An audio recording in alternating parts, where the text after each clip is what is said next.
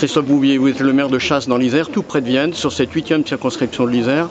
Vous partez dans cette union populaire avec la France Insoumise, les écologistes et le Parti communiste. Mais vous avez déjà cette habitude d'union, vous, dans la municipalité de Chasse. Oui, puisque en 2020, j'avais la chance de conduire une liste d'union de la gauche avec des encartés socialistes et des encartés La France Insoumise, mais aussi des proches du Parti communiste et des proches d'Europe Écologie Les Verts. Donc c'est avec beaucoup d'enthousiasme que j'accueille cet accord sur la 8e circonscription, parce qu'elle correspond à ce qu'on fait en municipalité à Chasse depuis 2 ans.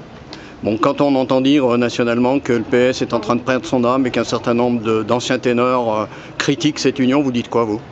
Changement de génération. Aujourd'hui, il faut regarder l'électorat. L'électorat a mis Jean-Luc Mélenchon largement en tête de la gauche au premier tour de la présidentielle. Ça signifie quand même quelque chose. Donc aujourd'hui, tous ceux qui pensent que cet accord-là est néfaste au Parti socialiste, ils ont le choix de le quitter. Moi, en tout cas, je reste au Parti socialiste et je suis dans cette union-là pour ce premier tour législatif du mois de juin. Dans cette partie de l'Isère, Rodanienne, 8e circonscription, c'est une terre où il n'y a pas si longtemps, il y avait un député socialiste, Erwan Binet. Il y avait aussi, un peu plus longtemps, une mairie socialiste à Vienne. Alors, la gauche a vraiment des chances?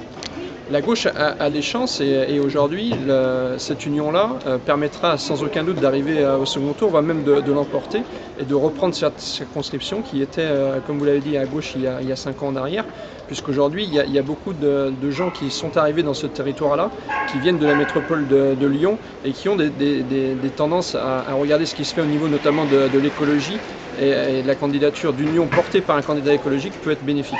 Vous n'aurez pas peur, vous, en tant que militant socialiste, maire socialiste, d'aller à l'encontre finalement d'un certain nombre de choses qui avaient été portées par François Hollande, hein. On pense aux lois El Khomri, on pense à tout ce qui a été fait sur les prud'hommes et plein d'autres choses.